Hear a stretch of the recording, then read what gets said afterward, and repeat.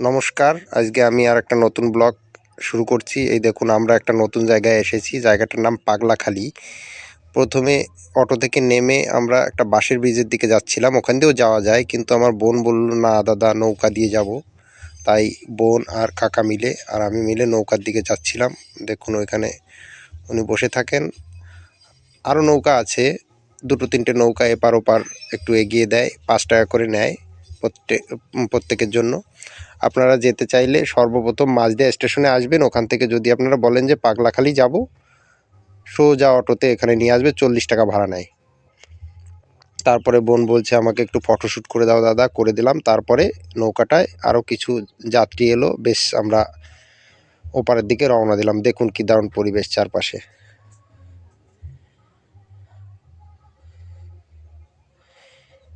তারপর ওই বয়স্ক দাদু দুটো ভয় পাচ্ছিল, বলছিল যদি পড়ে যায় যদি পড়ে যায়, কিন্তু না তেমন কিছু হয়নি। এই তো আমরা নেমে পড়লাম নিচে। বোনটা আবার দুজনকে ধরে কাকাকে ধরে নামলো, ব্যাস তারপরে আমি নেমে পড়লাম। নেমে ওই দেখুন এই পাশে নদী আর এই পাশে হচ্ছে চাষবাসের মাঠ, আর সামনের দিকে ওই মন্দিরের দিকে এগোচ্ছি। দেখুন পাশে সব দোকানপাট সব কিছুই আছে, একটা মেলার মতো। প্রত্যেক বৃহস্পতিবার আর সোমবার এই জায়গাটায় এই পুজোটা হয়।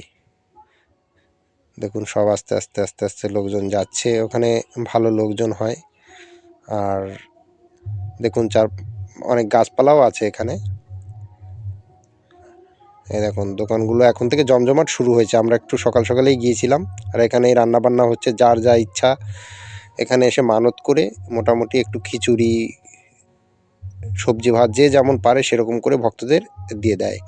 ওখানে কিছু লোক বসে গান করছিল, ধর্মীয় সঙ্গীত। আর এই দেখুন একটা বট গাছ, নিচে বসে খাওয়া দাওয়া খিচুড়ি প্রসাদ দেওয়া হবে। এখানে খিচুড়ি রান্না হচ্ছিল ভক্তবৃন্দদের জন্যে। আর এখানে দূর দূর থেকে গাড়ি নিয়েও এসছে লোকজন। দেখুন চারপাশে বিভিন্ন দোকানপাট আছে। আর এখান থেকে আমরা আমাদের সেই হাঁড়িতে করে একটা প্রসাদগুলো কিনে নিয়ে নিয়েছিলাম। আর এখানে চটিও রাখতে দিয়েছিল, চটিগুলো এখানে রেখে দিয়েছিলাম আমাদের। আর হচ্ছে ওই যে ডালাগুলো এক একটা 100 টাকা, 50 টাকা, 30 টাকা এরকম করে আছে। আমরা 100 টাকার ডালাটাই নিলাম। আর এই দিদুনটা এসে কপালে টিকা দিচ্ছিল, কিন্তু ও নিতে চায়নি প্রথমে। তারপরে আমরা বললাম যে না তুই নে, তুই পুজো করবি। তারপরে ও নিল, বোঝে না ব্যাপারটা। তারপর আমরা এই ডালাটা নিয়ে নিলাম, প্রসাদের ডালা। আর বোন বলছিল 5টা সুতলি নেবে, লাল সুতোগুলো হাতে বাঁধার জন্যে।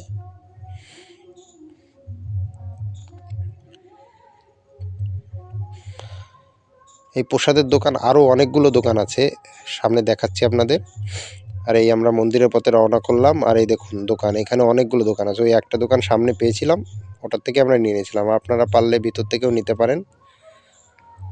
দারুণ জায়গা, বেশ ভালো লাগলো জায়গাটা ঘুরে। এই দেখুন একটা শিবের বাহন বসেছিল, আর এখানে সব সন্ন্যাসীগুলো বসে আছে।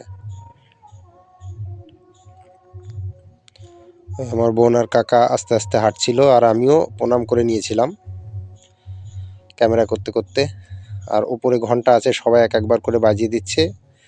বোন বাজালো, কাকা বাজালো, আর আমিও একবার একটু বাজিয়ে দিলাম, ক্যামেরা ধরে নিজেই বাজিয়ে দিলাম। আর সামনে যে জায়গাটা আমরা পুজো করব বা বোন পুজো করবে, ওই জায়গাটা এত ভিড়, দেখুন কেমন গাদাগাদি একটা ব্যাপার চলছে। এখানে ঢুকে গিয়ে নিজের পুজো নিজেই করতে হয়, এখানে কোনো ব্রাহ্মণ থাকে না। ওখানে বারবার মাইকিং করছিল যে যার যার পুজো শেষে করবে, কিন্তু একটা ব্রাহ্মণ ওখানে পুজো করাচ্ছে। আপনারা নিজের পুজো নিজে করতে পারেন ওখানে গিয়ে, যার যার যা মনোবাসনা আছে। এই দেখুন সব সুতোগুলো বেঁধে বেঁধে রেখেছে, যার যা ইচ্ছা। একটা শিবলিঙ্গ ছিল, আর ওখানে একটা কুকুরে ওখানে ভিতর দিয়ে গিয়ে ওখান থেকে ওই দুধগুলো ঢালছিল অনেকে, সেই দুধগুলো খাচ্ছিল চেটে চেটে চেটে। কেউ কিছু বলছিল না, তা আমিও কিছু বললাম না, জাস্ট ওখান থেকে যাচ্ছিলাম। আর এই যে ব্রাহ্মণটা পুজো করছিল, আপনারা খুশি হলে পুজো করাতে পারেন ওকে দিয়ে বা ওনাকে দিয়ে।